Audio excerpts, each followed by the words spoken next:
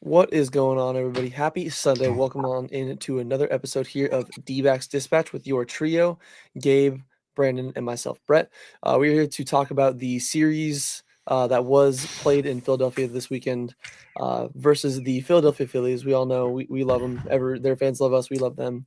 It's just a very fun time all around. But if this is your first time in here, we appreciate you guys stopping on in, spending your free time with us.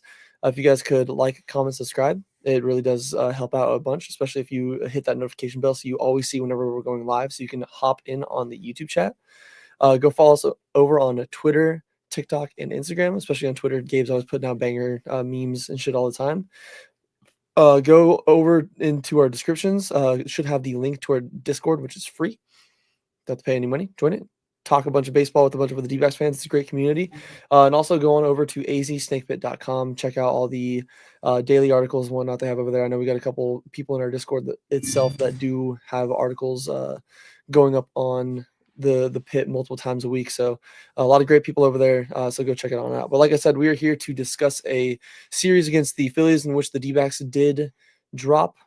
And we're able to salvage at least one win on here, but I know Friday and Saturday were not the happiest here, and we'll kind of just jump on into things. So Friday, going into Philadelphia after coming off of a series win against the New York Mets, the D-backs continued their little NL East part of their schedule here. Obviously, Braves last weekend at Chase, then went to New York. This time going to Philadelphia. On Friday, Merrill Kelly was dealing, but had some cramping issues that resurfaced. He had to leave after 5. He did go 5 innings, 4 hits, 1 run, no walks, and 2 Ks on just 60 pitches. Like I said, he was trucking. He was going to eat some valuable innings and keep the bullpen a little bit rested, but that cramping issue came back again, which we'll talk about that in a second. Jesus Luzardo for the Phillies looks like one of the best trades of this offseason. He is dealing this year. Only allowed 2 runs to the D-backs while striking out 6.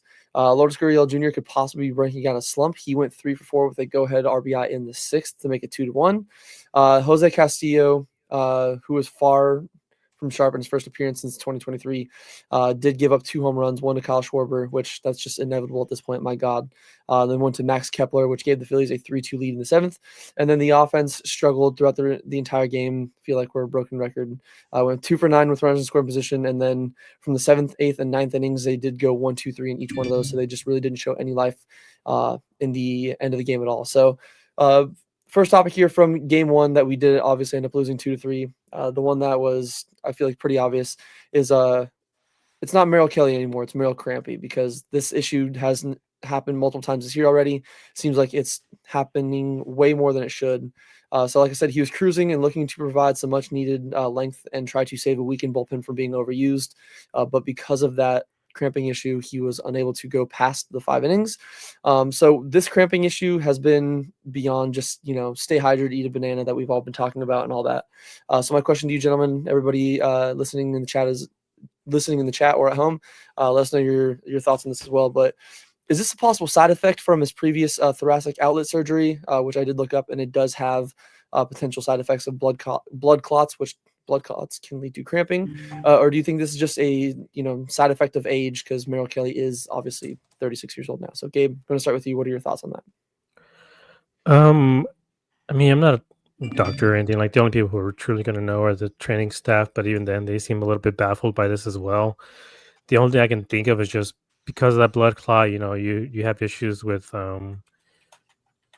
that sort of thing with blood clots. Like, you need at times blood thinners. You can get like a surgery or blood thinners to help with that.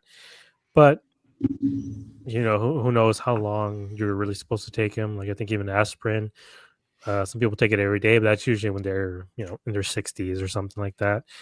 So who knows how much Merrill is taking sort of blood thinners to keep that blood clots, or you mentioning the if the surgery he got, maybe that's contributing, but I truly don't know what it is. Like they got to figure out sooner or later because for the longest time it was mostly at Chase Field, and the excuse was the humidity and how much he was sweating at Chase Field. So yeah, it was understandable.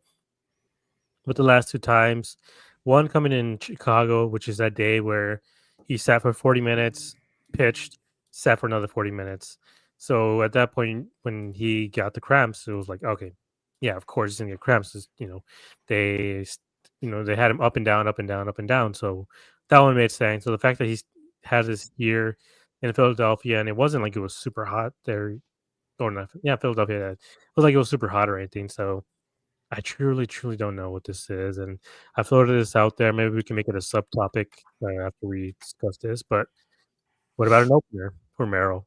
Um, you just kind of the thing with playing with the openers is you're just playing backwards. You're getting the outs at the beginning of the game instead of at the end of the game. So, what if we get a guy, depending on when they're healthy and everything, like let's say a Kevin Ginkel. Kevin Ginkel throws the first, and if he's looking okay, throw him out there to get an out in the second or something. They bring in Merrill. Suddenly, Merrill, if he gets cramps, it's the same thing because he gets them later in the game. It's not like he gets them in the third; he gets them in the sixth and seventh inning. So if he gets cramps again, at that point you're in the eighth. All you need is the eighth and ninth guys to finish that up. And if he doesn't get cramps, he goes six or seven.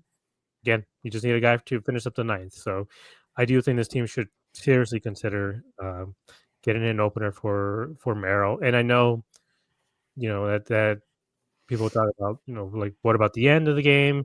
Well, you got to get there first. Look at this game. He was out in the sixth. At that point, you needed the sixth, seventh, and the eighth, and the ninth. That's 7, 8, 9. That's 4 innings of work they needed from him anyway. So not, bring him in earlier. Yeah, so it's definitely we can definitely touch on that after we get Brandon's thoughts and obviously someone or everyone in the chat because I do think that's a pretty interesting at least plan there. But I do think it's could potentially be like with how often it's happening. I wouldn't be surprised if it is a potential side effect, maybe a mixture of both, maybe a mixture of age and with the thoracic outlet syndrome surgery that he had. I think it was 2 years ago, something like that. Because again, it's Google. Google has been wrong very many times. But at least from what I was seeing on that when I was like, kind of looking it up, it did seem like, blood clots can be a side effect. And obviously blood clots can also be something that lead to, cramping. So maybe that's something to do with it. Or just, again, maybe the fact that he's 36 years old, maybe it's something that his body is just going to be doing no matter what. And like, it comes and it goes, whether he's hydrated, whether it's cool, whether it's hot. I feel like it just at this point doesn't seem to matter. But Brandon, same thing to you. Do you think this is something, maybe that's dating back to and relating as like a side effect from his surgery? Or do you think it could potentially be maybe something with his age? And then I guess after that, what are your thoughts on what Gabe was bringing up with the idea of maybe having Merrill be, after an opener on his starts? So this is without a doubt, like I have nothing to back this up because nothing else makes sense.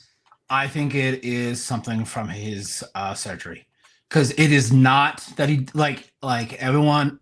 Some people are serious about it. Some people joke that, oh, he's not drinking enough water. There's been numerous times he's been interviewed where he says he drinks more water and Gatorade on game days than the rest of the team combined. So it is not about him being dehydrated at this point. I think it's just something to do with the surgery that he had, his previous blood clots, because it happens in warm and cold environments. So it's not just the fact that maybe he is not drinking enough or not having enough bananas on game day. I don't even think it's his age because there are plenty of other pitchers that are pitching well, like Justin Verlander.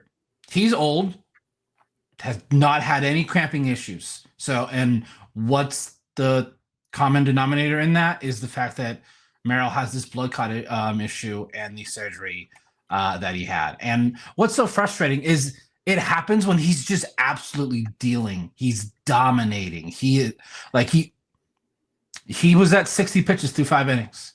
And this is what we need in this. Our bullpen was just destroyed from the previous 2 games against the Mets. We knew that we were without literally half of our bullpen. So we had to go to guys that we probably didn't feel comfortable in high leverage situations. So in terms of Gabe bringing up a opener, I think it's a good idea because it means Merrill probably doesn't go to maybe the 3rd. Then we can get him probably to go to the 7th, maybe the 8th, depending on how well he's pitching. And you don't have to worry about covering those high stress innings. So again, I don't know if it's something the team is considering, but I definitely think that they should. Tanner, this is actually a really funny comment. He would have an injury. It'd be his arm. It'd be his arm because that's all Dodger pitchers have are arm injuries. So he would have an injury, just would be an elbow or shoulder or forearm, something. So this game was frustrating because he was looking like, and he's had one bad start, and that was the Yankees. Every other start, in my opinion, he's looked great. So hopefully we can get this figured out as soon as possible.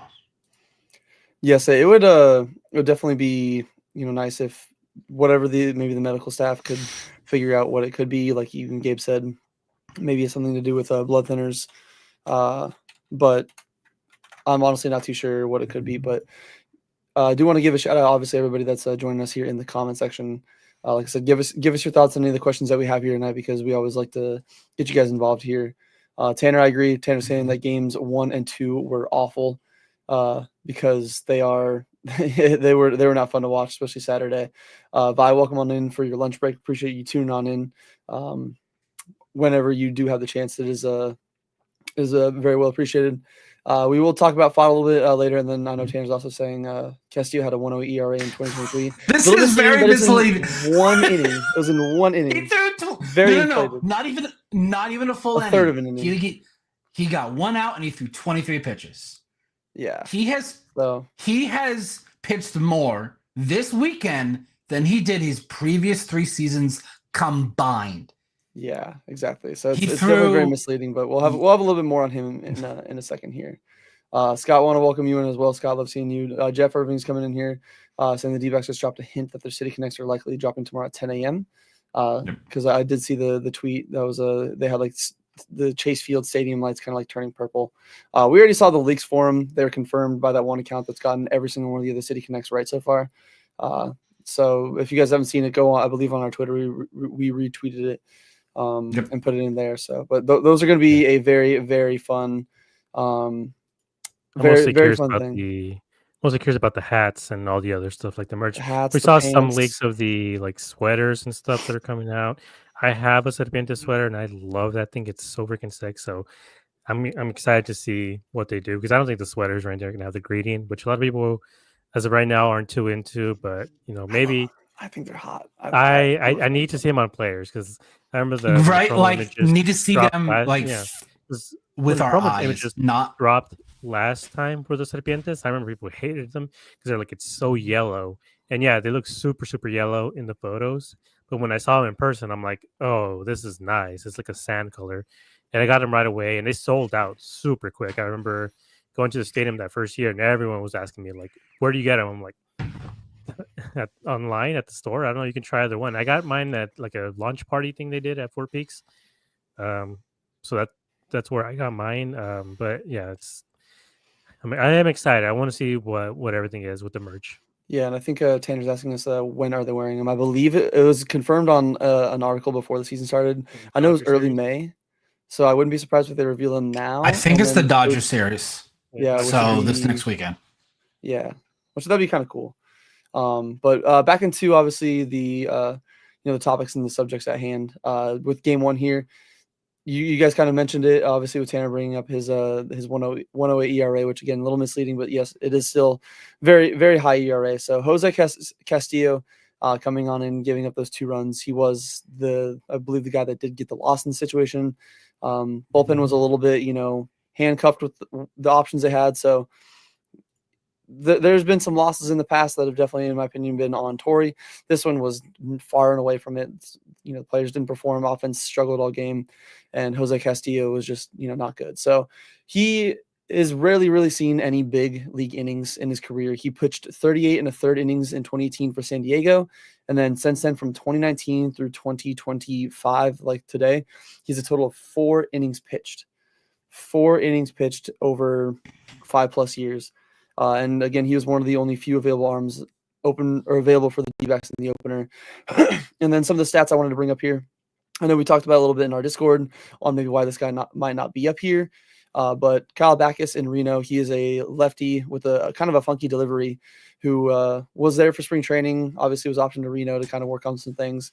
He's doing pretty solid. Reno, he is 1-1 with a 1.32 ERA in 13 2/3 innings, with 4 walks to 20 strikeouts. Hitters are hitting 278 against him right now, but again, it's Reno.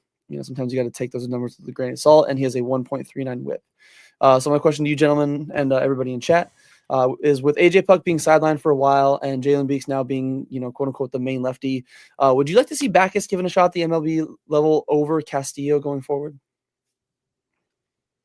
Yeah, with Backus, I was calling for Backus 2 weeks ago, maybe, whenever they kind of confirmed that Puck was going to be out, because I was like, he throws hard, he's a lefty, or not super hard, but he's kind of like a Thompson-ish type of guy, but with better velocity and just more strikeouts. And I felt like he would have been perfect for this team, needing a lefty, because right now it is it's our just Beaks, and we feel like we need one more arm back there. And I thought Backus was going to get the call. He didn't. They've been calling up everybody except him. I mean, we got Tommy Henry up here now. Like, well, what's Henry going to do? Like, I don't mean that in a mean way or Other than anything, but giving like, home runs. yeah, but what's his role going to be on this team as a lefty? Is he just going to come in for 1 inning? Because that's not what he's been in Reno. He's been like a starting pitcher. And then is he going to eat innings? Well, Ryan Nelson has been eating the innings, even though I don't think he really should be. I think he should be the starter in Reno because of the situation like this. He's going to have to pitch tomorrow, and he's going to be limited to 80 to 85 pitches instead of being, ready to go 100, whatever it would be if he would have stayed in Reno. But yeah, I feel like they're calling everybody except the obvious guys. So I don't know if there's any numbers or anything that the team has seen, maybe some sort of spin rate thing. Maybe they're just thinking he's getting lucky. Some number out there where they're looking at it and saying, okay, well, look, because of this thing or that thing, we can't call him up just yet. We want to see him improve this or improve that to, be able to compete against major league pitching. And I don't know, with how depleted the bullpen is, I feel like you just got to call him up and see what you can get out of him. Like I mentioned this a little bit about Beeks, and it's a kind of a brutal way to say it, but with Biggs, because of his history, because of his numbers beforehand, before coming to the D-backs, you kind of have to run him into the ground a little bit, like kind of squeeze every ounce of, of good baseball that he has in him before he kind of regresses, because it's probably going to happen at some point, and you would rather have it happen later on rather than now. Yeah, I know even some of the comments in the chat here saying Tanner's bringing up that Castillo's still better than McGuff. I agree, but then he also said they chose Castillo because he has experience, and then even Jeff saying that Jose Castillo is legit one of the best left-handed relievers in baseball. 2018 at just 22 years old, but it is far from 2018 anymore, and we know how pitchers can have a very high peaks and very low valleys, and they can really go to those low values really quickly. So I do agree. I would have preferred to have Backus up here, just because I feel like the fact that it's a different arm slot, maybe not lefty specialist necessarily, but still I feel like he would have had a little bit better numbers, or at least I would hope, obviously, because we've seen all the time guys can do well in Reno, they come up here and they don't do as well. But I'm hoping that, maybe even like Brandon said earlier, maybe the signs that we saw in Saturday's game, I know it was lower leverage, but maybe that's the kind of Jose Castillo will get going forward, where whether he's being an innings eater, my goodness, sorry, I had a long weekend, whether he's being an innings eater or whatnot, if that's the kind of guy that we can get. But I still would prefer Backus myself personally, but obviously I'm not the GM of the team. So, Brandon, same question to you. With Puck being sidelined and Beeks now being our pretty much main lefty out of the pen for some of those higher leverage at-bats against guys, the Harpers and the Schwarbers of the team, would you like to see Backus given a shot at the MLB level over Jose Castillo going forward, or do you think that Castillo deserves a little bit more of a leash to kind of prove why he should be up here? I'm glad we didn't do this stream on Friday because, y'all, I was enraged by Castillo. I was like, get this man off my team. Get him on the next flight out of here. Like, I was so angry because we had that game. There, like, if we could have just like that, and we've had so many games like that so far this year that bullpen just literally just try so hard to give it away. This bullpen is definitely struggling right now. I go back and forth, like, with should we go with Backus or Castillo? I wasn't that Backus and forth. Yes. I wasn't that impressed with Castillo in spring training. Definitely was not impressed after Friday game. But like when you haven't really pitched in 3 years at the major league level, it's gonna take probably some time to truly see what this guy is. So I'm glad I was able to sit on that a little bit. And then seeing what he did on Saturday, I'm like, okay, so this guy does have some stuff. He left 2 hittable pitches.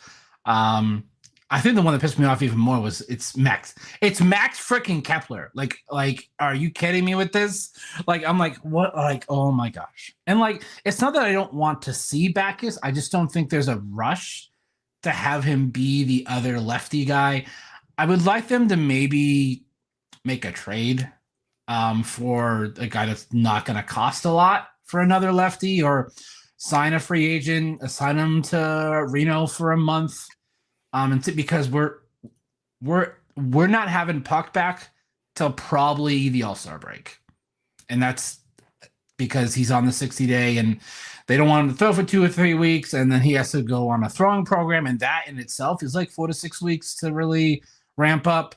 So I think, yeah, we need that other lefty.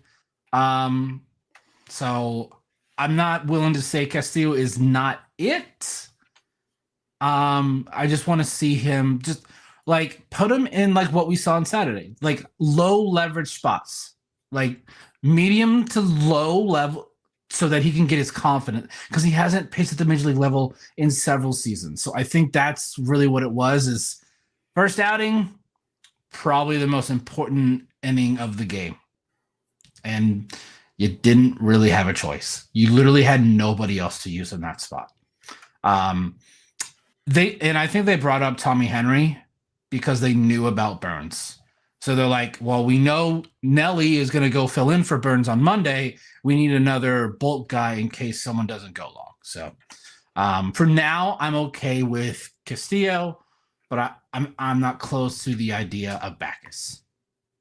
Yes, if you know, even like Jeff saying in the chats, it's amazing Castillo's already pitching in the big league levels, or the big leagues, with how little he's pitched the last couple of years. Ceiling is high. I do agree. Like, you know, it seems like he's not throwing like 91, 92 like Tommy Henry.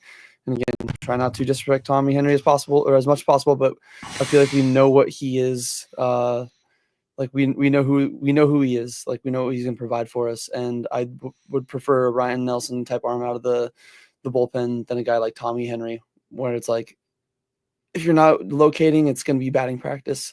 But because you brought up, obviously, Corbin Burns and all that, Tanner did ask us in the comments saying, will Burns be out until June? And no, the team is actually hoping that he can avoid the IL stint and that he will make his next start against the Dodgers on Saturday.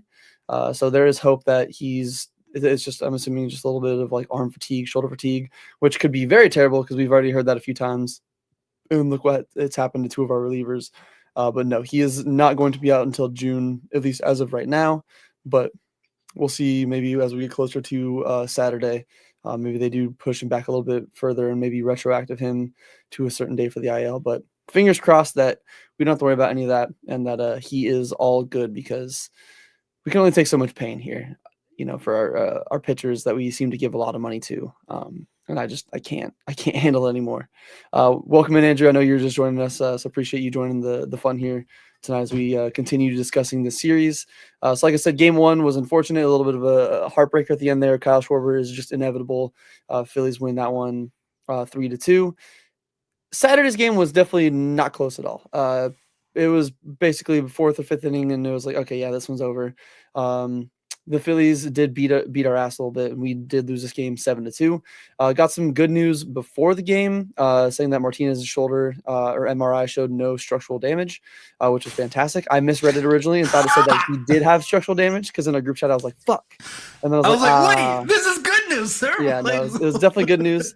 But then, of course, the good news was very quickly overshadowed with some unfortunate news with Burns to miss his next start with the shoulder inflammation that we just talked about, which hopefully, again, we won't have to worry about, actually missing any time with him. But into the actual game, Pfaadt had his worst outing of 2025. He only went 4 2/3 innings, gave up 9 hits, 7 runs, only 6 of them were earned. 1 walk. He did strike out 6, but the home run ball kind of came back to bite him once again. Weather and Aaron Nola both rained on the offense's parade and just, shut them down the entire time. Lourdes was pretty much the only one that wasn't, cold, and it was actually like showing up, which is again nice to see him kind of turning it around as of late. He went 2 for 4 with a 2-run shot in the 7th inning, being their only run, so they do avoid the shutout. But the biggest thing to suck at this game, obviously, Brandon Pfaadt has been the ace of the staff so far this season. Just definitely was not that on Saturday. First outing of 2025 where he didn't go at least 5 innings. And the home run ball came back to bite him in the ass again. He now has 7 home runs surrendered on the year already, which is, I feel like, just always going to be part of his game. Probably always going to be, a guy that gives up home runs every now and then. And it did see his ERA jump from 2.78 going into Saturday to a 3.79. So a little bit over a 1.0 increase into his ERA just off of 1 outing alone. So my question to you, gentlemen, everybody in the chat as well as always, is was the weather more of a factor in regards to Pfaadt's struggles with location, or was this just some of the regression to the mean? Because again, every pitcher is going to have a bad game from time to time. So I'm curious about how he's going to respond. This is the first true bad outing that he's had, especially compared to all the other outings where he's been. I can't say all of them were quality starts just because Lavella pulled him when he had 5 2/3 and was facing a catcher batting 190. So that's kind of the only non-quality start that he's had all season. And I'm curious to see how he responds to that. So maybe it was the cold weather, maybe it wasn't. But the reason why I don't think it was the cold weather, any outside factors other than he just didn't have it today was Aaron Nola dominated the Dbacks in this game. So if Aaron Nola was getting knocked around, maybe I would have thought so too. But he wasn't. It was just fought. Like the Dbacks were playing in the same weather conditions as the Phillies, but the Phillies were able to hit them a lot harder and just looked a whole lot better than the Dbacks did. So and I know the offense is stagnant for the D-backs, but you felt like, especially with the Ranger Suarez start today, you would feel like they would be able to call together some hits against Aaron Nola and knock him out early, but they just didn't. So that's why I don't think it was so much the weather as it was just Pfaadt not coming in sharp as he normally did. And it's going to happen. He's going to have 1 or 2 bad starts a season. That's just the way it is. Doesn't matter how great you are. You're going to have this sort of start anyways. Like even Cy Young's have 1 or 2 of these sort of starts. So, and who was it that asked about his regression? Was it Tanner? Might have been Tanner who was asking him if he's regressing. And I think in some ways he is going to regress. Like I don't think he's going to be a 2.7 ERA type of guy. I do see him being a 3.3 type of guy. Like I compared it to Aaron Nola for a reason. Like Aaron Nola has been very good, but he's also been an innings eater for a large portion of his career. And I feel like that's who Pfaadt is, like a guy who's going to get 190, even to 200 innings with like a 3.5, 3.3 ERA. I think that's who Pfaadt's going to be. And right now his ERA, I think more closely resembles that. But I do think he's probably going to come out next start in 6 innings, 3 runs at most. And he's going to look as good as he did any other time. I think this was just, an unfortunate start for him where he just wasn't locating. And the Phillies, they take advantage of that. They swing for the fences every single time. So that's why they strike out so much. And that's why when you have a good pitching staff that's able to pitch a little bit outside of zone, that's why you get so much swing and miss. And that's why Erod today had 10 strikeouts because he was working to their weaknesses, which is the strikeout. And they, in this case, they took advantage of Pfaadt. And, it's going to happen eventually. Like I said, Pfaadt was going to regress a tiny bit, but I don't think this is going to be him from here on out. Yeah, I think the Pfaadt that we saw for most of the season, being that like 5+ inning guy, having just quality start after quality start is the guy that we're going to eventually see for most of the part. But Brandon Webb has had bad days. Randy Johnson had bad days. Not so much in the 01 or 2000 through 2004 part of his contract, because we all know that how insane he was. But you do make a great point. Is every pitcher does have bad outing every now and then. Especially Aaron Nola was playing in the same conditions and he was doing just fine. So it's just regression to the mean. And even like Jeff is saying in the comments, Pfaadt was due for some regression, and he's been vastly outperforming his expected stats. Not worried, some regression was expected, and I do agree. It's just like Gabe said, the Phillies lineup is very potent. They got a lot of power in there from top to bottom. Especially Rojas has been hot this year, and just a lot of other guys where it's not just the Castellanos, Turner, Harper, and Schwarber. Like again, Bohm can go yard from time to time. Real Muto can go yard from time to time. Like they have a lot of pop in that lineup. So it was an unfortunate. The Phillies were hunting for certain pitches and they were getting those exact pitches, and they were making him pay. But Brandon, same question to you. Do you think that the weather was more of a factor in regards to Pfaadt's struggles with location and all that? Or do you think that's you just, kind of like Dave and I were saying, just a little bit more of regression to the mean, a one-off, like every pitcher's going to have a bad day from time to time and they're going to be hit around the ballpark a little bit? Weather had nothing to do with it. Because it's kind of like Gabe said, like Aaron Nola didn't have any problems. Now you could say, well, it's his home ballpark. He's been with the Phillies for a long time. He knows how to pitch in that weather. Pfaadt plays for Arizona. Most of his starts are at home, indoor. Like that could have been a factor. I just don't think the weather was that big of a factor, because we've seen how this offense literally just goes non-existent for periods of time. So I don't know necessarily if it was Nola was dealing, because they had him go almost like I think he finished at like 108 pitches through 6 innings. Like that's a lot this early in the season. In the 6th, like I can understand if, like, I don't know, you're throwing a shutout, it's the 8th or 9th inning and you want him to finish, like that I get. But coming into this game, Aaron Nola was 0-5 with an over 5 ERA. So I know for me, I felt really good going into this because it was a Brendan Pfaadt start game. And he's been absolutely dominant in every single one of his outings. So I guess I was expecting it to continue. This happens. These studs have bad outings. Everyone does. Even Paul Skeens. Paul Skeens occasionally will have a bad outing. It's just what, like, there are just some days where you just don't have it. So, like Gabe said, I really want to see how he does in his next start, which is going to be what, Friday? Probably, maybe Thursday. Actually, it might be Thursday. So against the Dodgers. So, yeah, the team that we're gunning for. So, I know that he's gonna bring it. He just had a bad day, and we've seen what he does when he gives up a homer. He doesn't get phased. So I think having this one bad outing, he's just going to move on. Like he probably isn't even thinking about it anymore. So just kind of moving on there for Pfaadt. Still 5-2. Still 5-2 with a 3.79 ERA, which if you would have asked me, Pfaadt having a 3.79 ERA, I'd be like, what, in his second start? Not in his, this was his 7th start? Because I think he's gotten a decision in every one of his starts because he's going deep into games. And like he just had a bad day. That's all it was. Yeah, so it's definitely going to be one of those where I think that he just got touched up a little bit. I do like your how you said he doesn't really get phased, and I think that's the reason why we see him just give up home runs. Is he's, whether he gives up a home run or not, it's not going to change his game plan. He's not going to start being very picky, trying to only hit the edges. He's still going to be aggressive. He's still going to attack hitters, and he's still going to go after them. So I think that's kind of why we see him lead to, a lot of home runs given up. I mean, 7 on the season. It's not a crazy amount, but it's not like some pitchers in the game where they've only given up like 2 or 3 so far.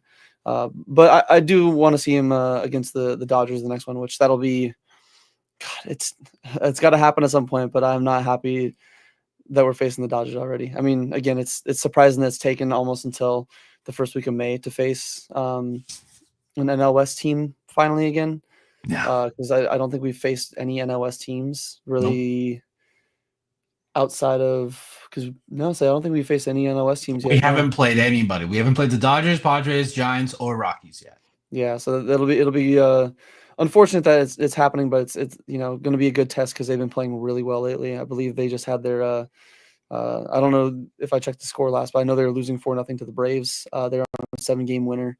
So that'll be a fun matchup coming up. So hopefully we can see him kind of bounce. They lost 4-3. Oh yeah, and then Shohei Ohtani had a super high fly out. Get off your knees, Ben Verlander. Goddamn. Wipe your mouth when you're done, sir. Get out of the cuck chair. Yeah, I kind of want to bring up some of the stuff they're saying in the comments because I'm seeing some blasphemous takes on here. Andrew and Tanner are saying they're talking about Star Wars because today is May 4th. It is Star Wars Day.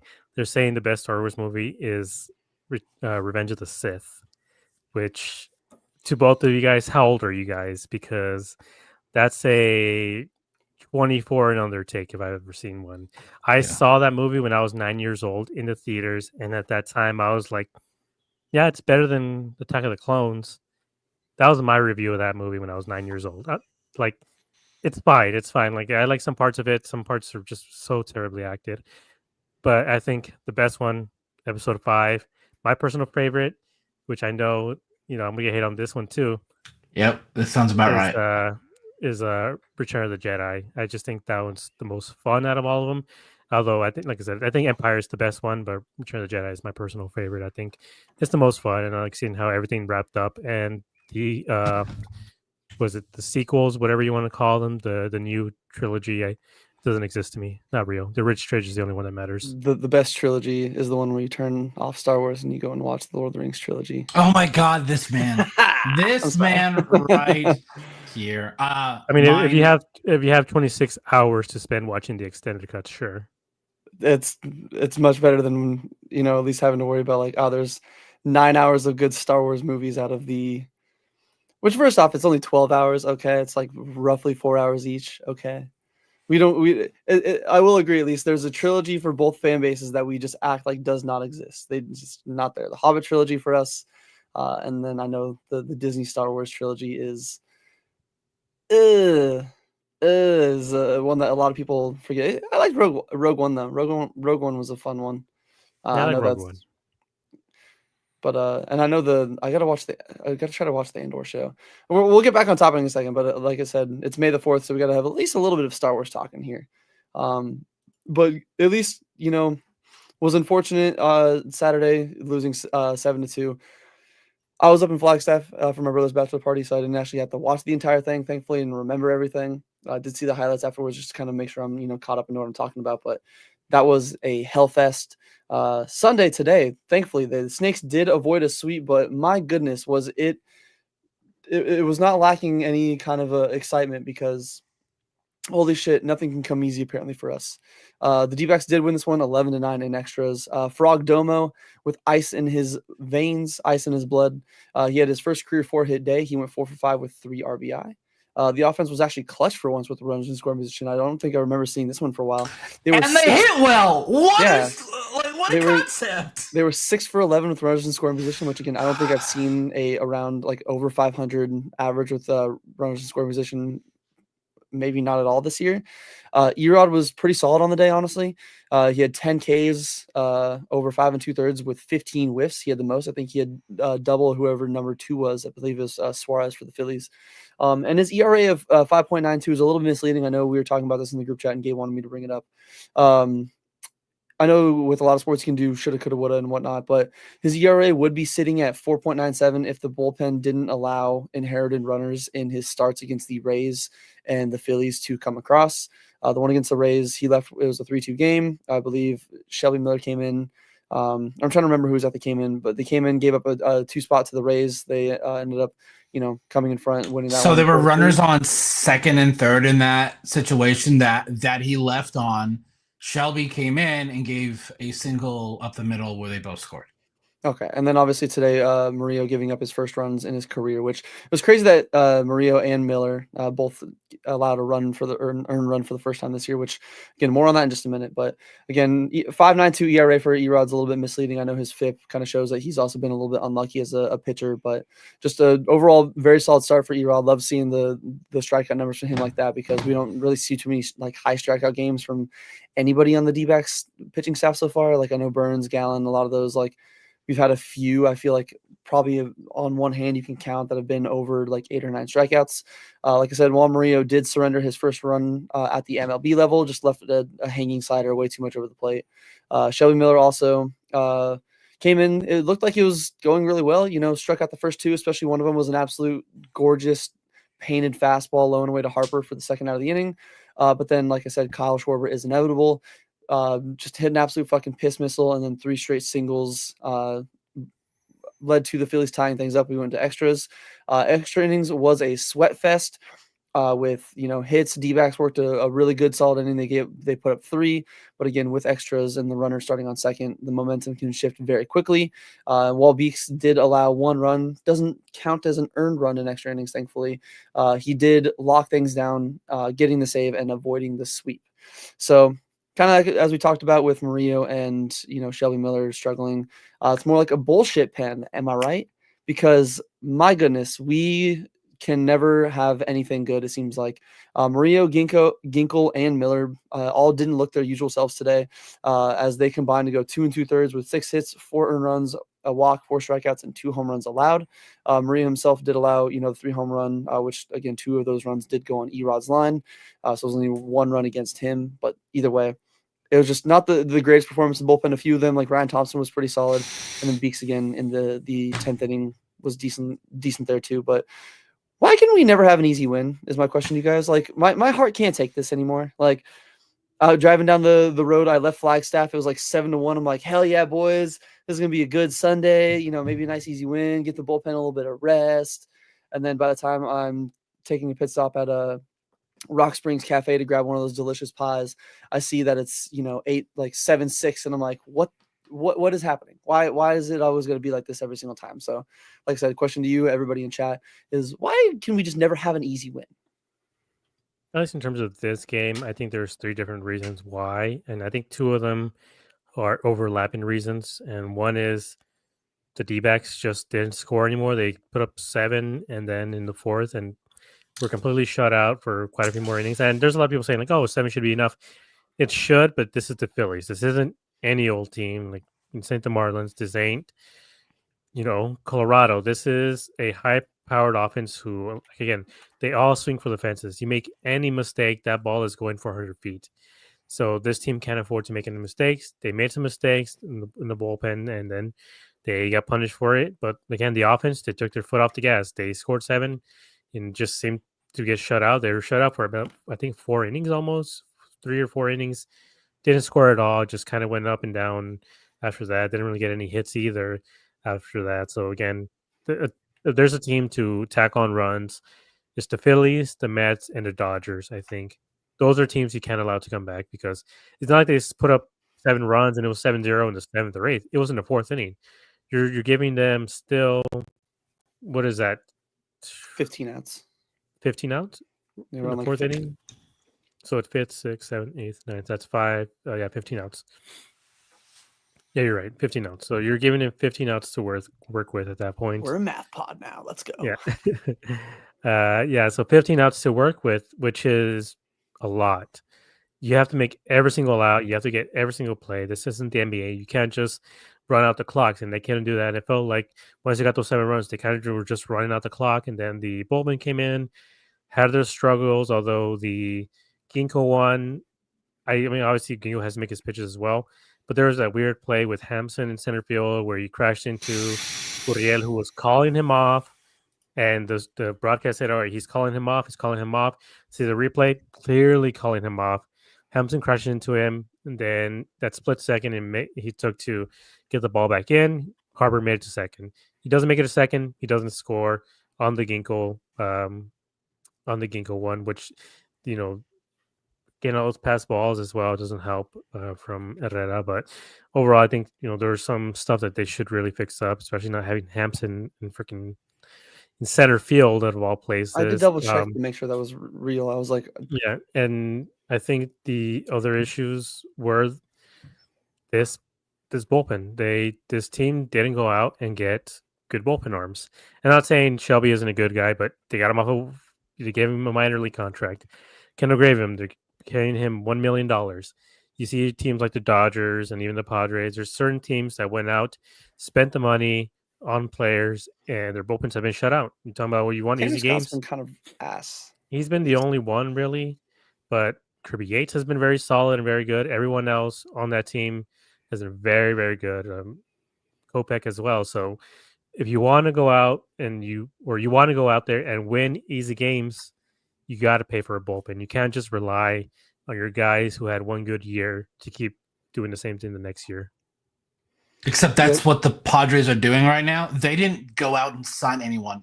They brought back the guys they had outside of Tanner Scott. It's literally the same back end of the bullpen. I do think that we would be, they have a better pitching coach than we do, and that health luck, because I feel like we would be looking at it very differently, obviously, if Puck and J Mart were still there, because like we've said before, it lets the rest of the guys slot back in. Jalen Beeks wouldn't have to be getting 8th and 9th inning high leverage innings. Like he's been solid in the innings. He still has like a just over 2 ERA. I think might be even around 2, if not lower, after today.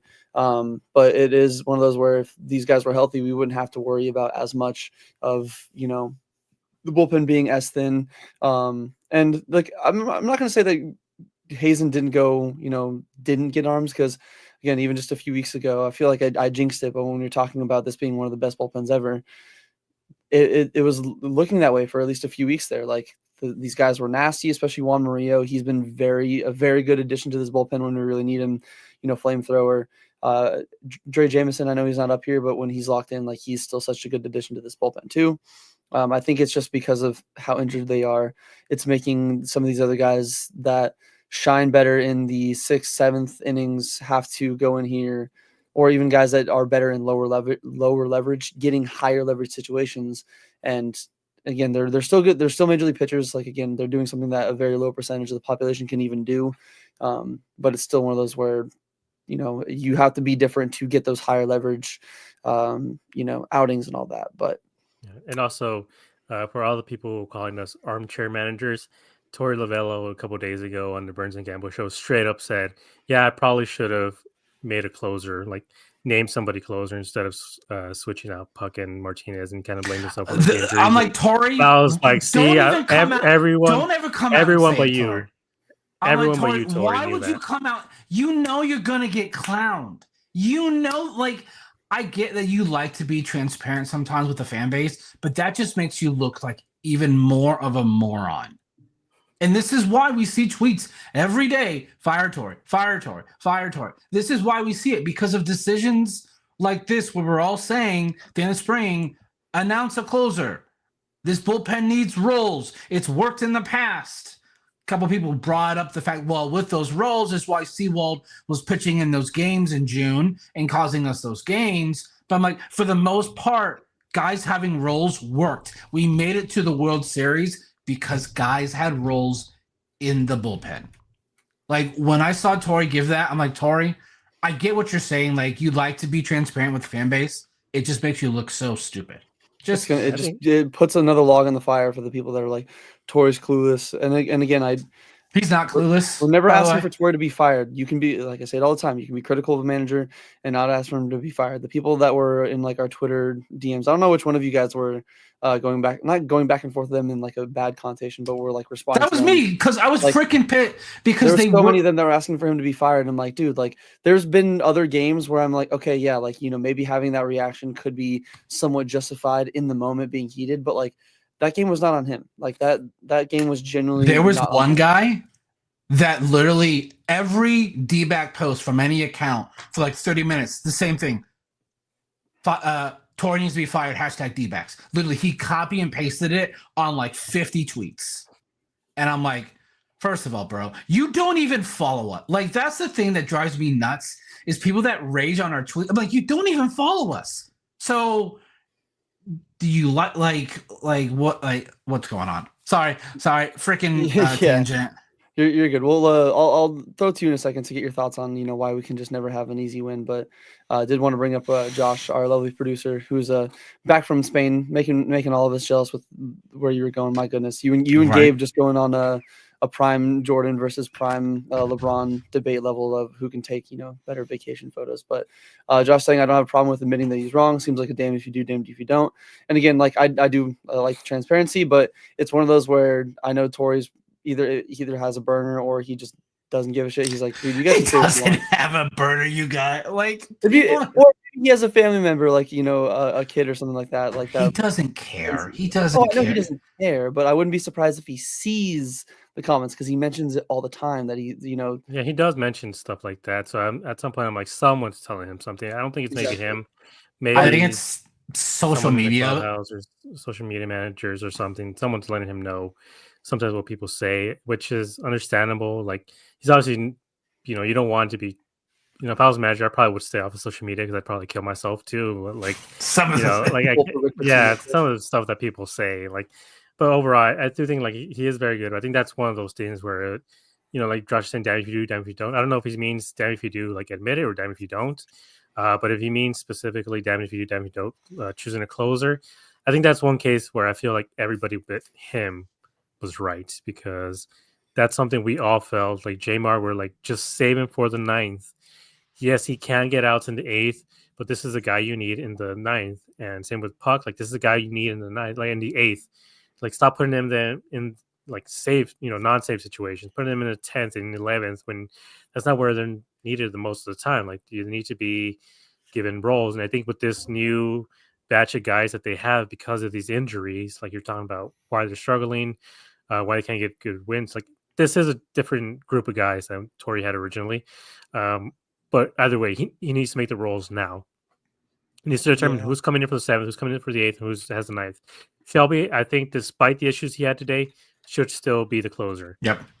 At worst, I think Ginkel, maybe. The only reason why I don't say Ginkel is just because he is still coming back from injury. He's only had a few innings down, in his I don't know how to put it. And I guess this year so far, he only has a few innings down his belt. So with him, I would be a little more cautious just for now. But I still do think 7th or 8th for him. And same with Thompson. I think 7th, I think should be fine for him as well. But either way, both, Jamar or Puck or not, these guys need determined roles, and they need to know now because they're going against the Mets, they're going against the Dodgers, and they got the Giants.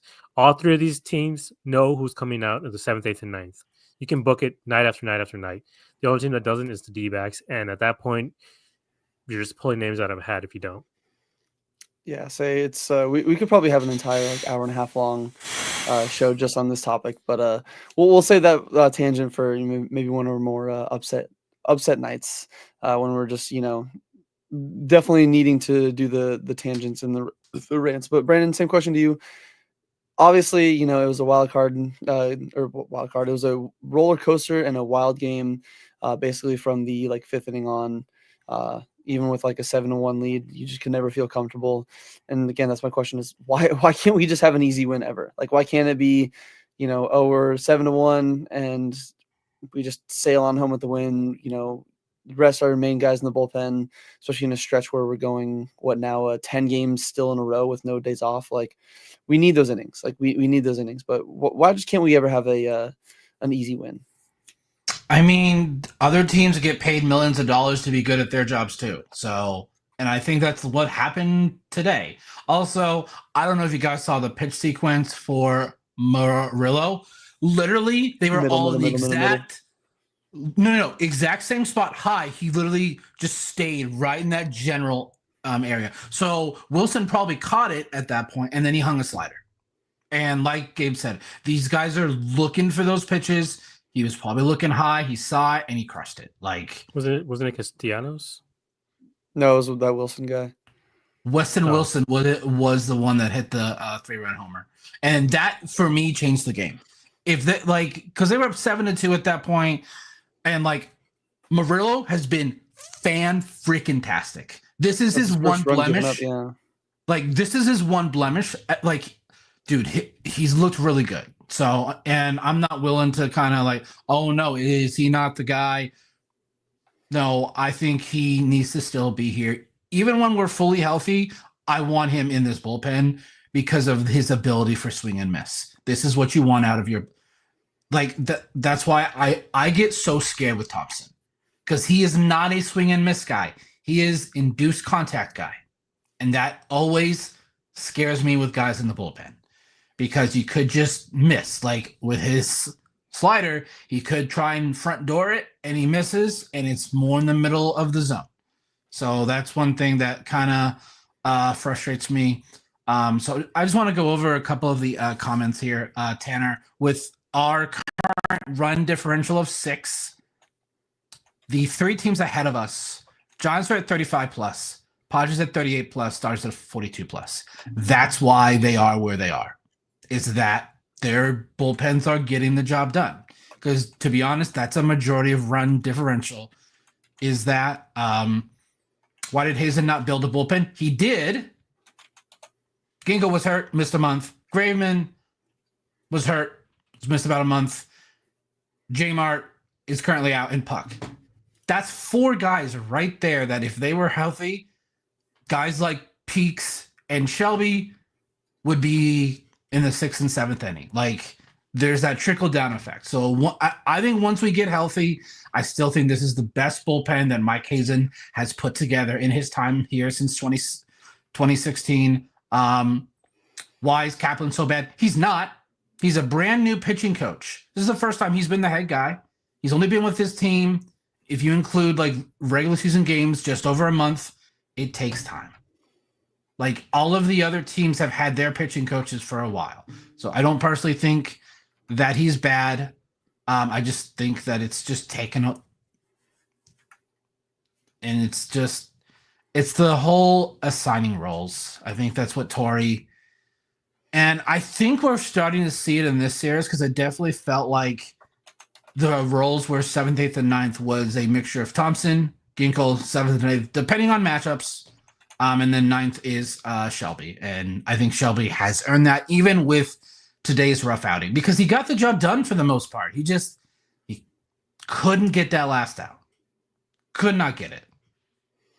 Yeah, and it's when you hang a splitter like that to Kyle Schwarber, to most guys in the game, it's going to be hit a very, very long way. But you know what? A win is a win, whether it ages me by like 5 years or not. That's just the Dbacks way. I saw somebody online. I think they're responding to that Just Martinez enthusiast account, or they're like, "Oh yeah, my coworker calls them the cardiac backs," and I kind of like that. I kind of want to start. I kind of want to adopt that for them, because at this point, that pretty much is what they are. Because it's always a heart attack every single game. But going on into a more positive note, obviously the bullpen was a little bit of a sad part. Something that really stuck out and has been ever since he got his half day off once again, day off, but gets subbed in the 7th inning for that Mets series.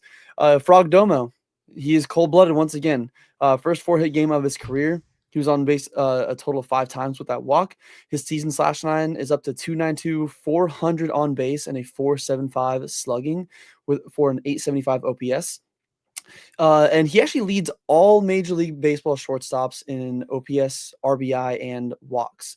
He's got a higher OPS than Bobby Witt Jr., Francisco Lindor, like literally every single one of them. He is first in OPS, again, first in RBI. I believe he has a 5 RBI lead over second place, and he is leading in walks, which is no surprise, because he has, I think we even talked about in the offseason, he's basically like Juan Soto, just with not as much power. Like, he knows exactly where his strike zone is. And then he's actually second in the league in all of shortstops in regards of slugging, on base percentage, and he's actually tied with Bobby Witt Jr. That stolen base today 9 at third was pure genius. That was crispy, yeah. And then he's, I know even Gabe, we talked about it, I believe, after our Brave series, where like him, Corbin, Pavin, some of the guys that were hot were starting to cool down a little bit. Perdomo's been hot as hell in his last 7 games. He's hitting .440 with a .483 on base and an .800 slugging for a .1283 OPS over his last 7 games. That's him going 11 for 25 with 2 home runs, 10 RBI, 3 walks, 5 strikeouts, and 5 stolen bases. And then these numbers were not updated yet because the sites don't update, I believe, until the next day. But going in today, he had a 1.8 F WAR and a 1.6 B WAR, and obviously those have increased at least by a few points here and there just because of off today's game alone. Like, if it wasn't for him, we probably would not have won. So my question to you gentlemen, everybody in the chat, is Frogdomo on his way to his second All-Star nod? And how mad will this make Mets fans if he gets in or starts over Francisco Lindor? So very quickly, I just want to acknowledge what Jeff was asking about Kyle Lement, because I've seen him mentioned a few times. So Kyle Lement hasn't allowed a run in 15 innings in AAA so far. So he would be, I think, a candidate to bring up. The only problem is Kendall Graveman is close to being back, and problem is just Ament is a right-hander as well, doesn't throw very hard. So he does have a screwball. I could see him get the call up over someone else at some point, but as of right now, I think you're kind of just waiting on Graveman. Okay, so Perdomo, I think he would really have to struggle again to go through like a really bad stretch of games in order for him not to get the nod for the All-Star game. He should, I think, start the All-Star game. He leads all shortstops, I think, in the league, not just the National League, but I think all the league with the OPS, stolen bases. He steals base constantly. Weirdly enough, I think he probably has more than Carroll at this point. He's been very, very good. He has a 1.8 WAR, 1.7 WAR, which one you're going to include it, but you're not including this game. It's probably going to be around a 2. So at least I think he leads the team in WAR. So there's no reason why he shouldn't be starting the All-Star game if he continues this production. Again, it's all dependent on if his production goes down. But Lindor hasn't fully heated up yet either. And if Lindor is batting .260, we just know that the Mets fans and MLB is going to be pushing for him to start the game over Perdomo. So I do think the Mets fans are just going to hate us like the way the Phillies fans hate us. Yeah, at least this way he's going to 100%, without a doubt, deserve it. At least the vote to be an All-Star, whether he starts or not. Because again, Francisco Lindor is a great shortstop. I'm mostly putting that in there just to make jokes because I like to make jokes. You guys are forgetting about someone, but I'll make sure to remind everyone who's probably going to be starting at shortstop because it's fan voted. Oh, Mookie Betts. No, Ellie. I mean, yeah, but because MLB pushes him so much, which I get. Like he makes some really great plays, but they go and look at his stats. Like they're fine. He's a great shortstop, but it's fan voted. We're gonna be biased over here. Yeah, and it's fan voted, and that's the problem. Because once fan opens up, D-back fans, we need to stuff the ballots like all these other fan bases do. I wouldn't be surprised if the Giants do it again. That once we get to the finalists, we'll have finalists. Like, why are they even here? Because their fans vote. Their fans, they go ahead and do it. I think Frogdomo does deserve it because he's been his spot's the 9 hole. And I know a lot of people think he should be moved up because he drives guys in, but he's so good at that number 9 spot. He really is. Like, we saw how he did when he had to be at the top with Marte out. Like, he was good for a bit, and then he got really, really cold because he tried to be a home run hitter. That's Perdomo, that is not what you are. Please, like, if the pitch is there, obviously go ahead and drive it, but don't. Just don't. So I personally, I would love to see Frogdomo make the All-Star team, but I just know how everyone knows, shortstop, Ellie De La Cruz. That's what it's going to be. Even fans that don't follow, they're going to recognize the name and they're going to put him for the shortstop spot.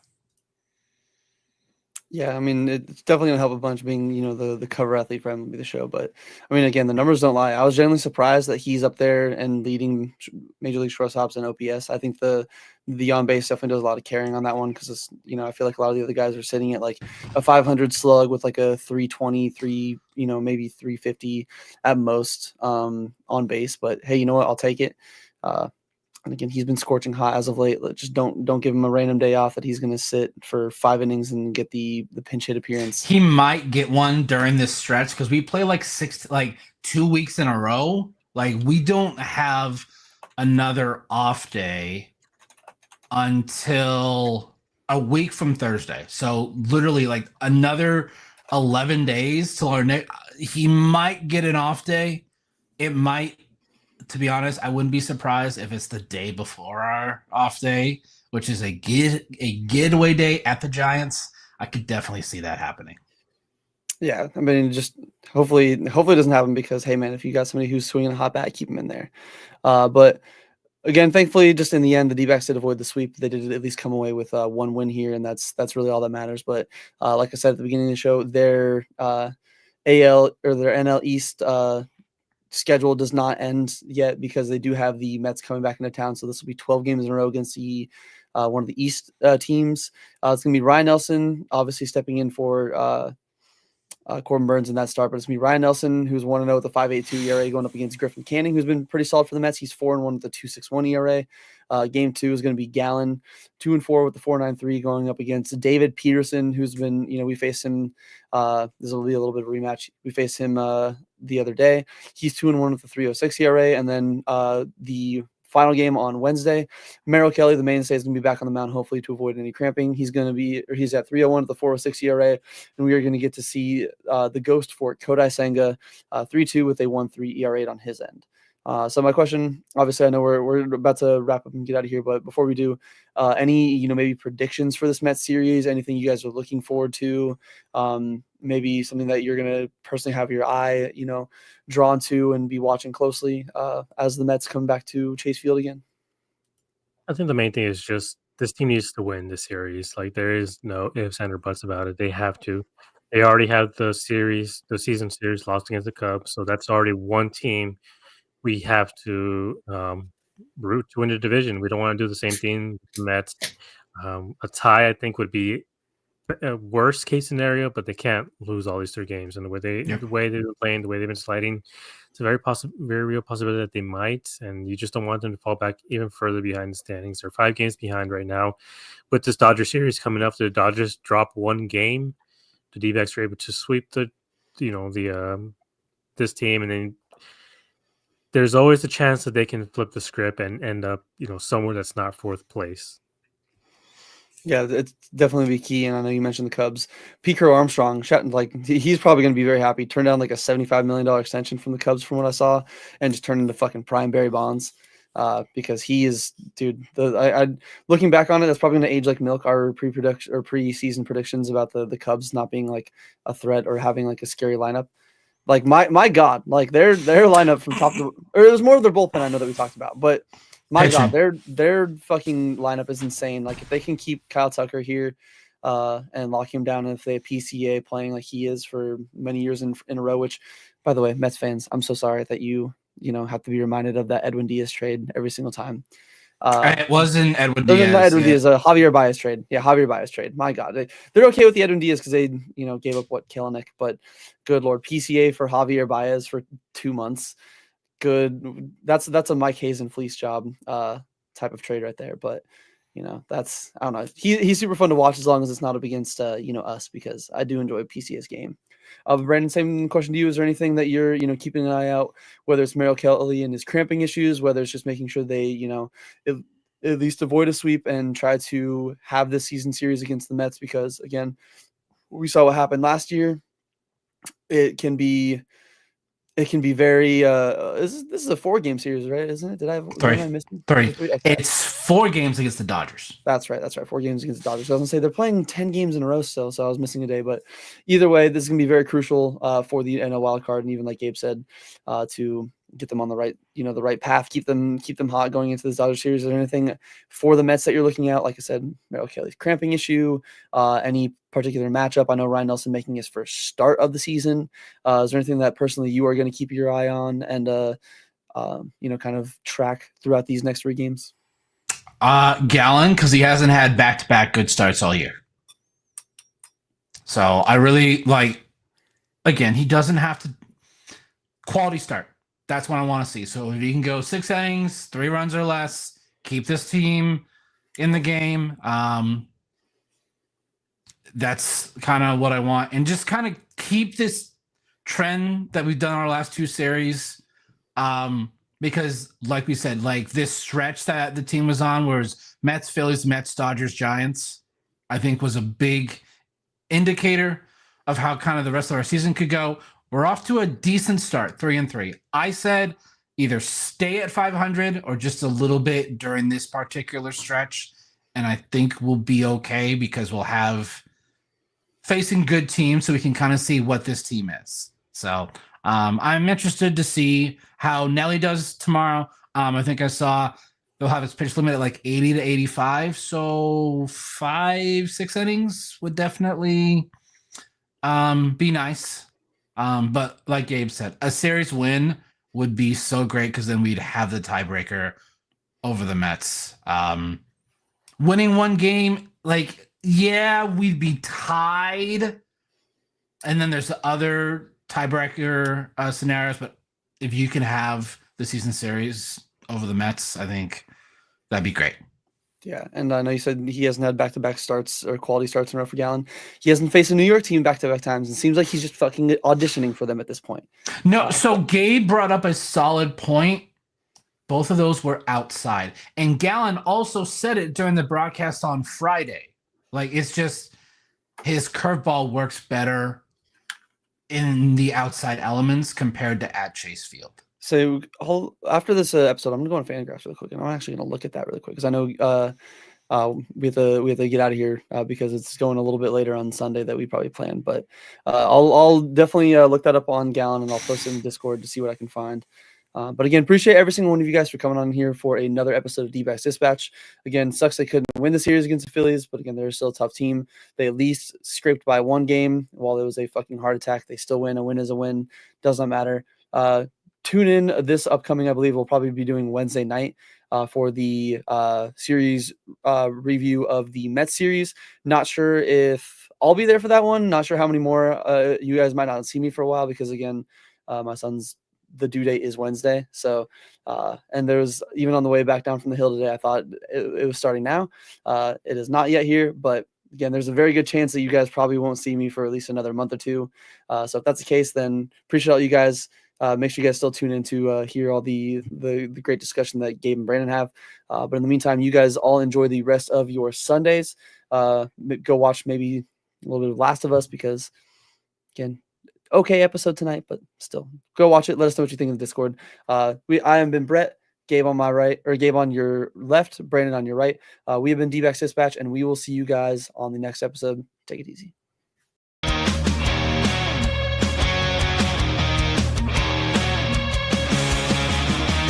Under the lights, the game goes down.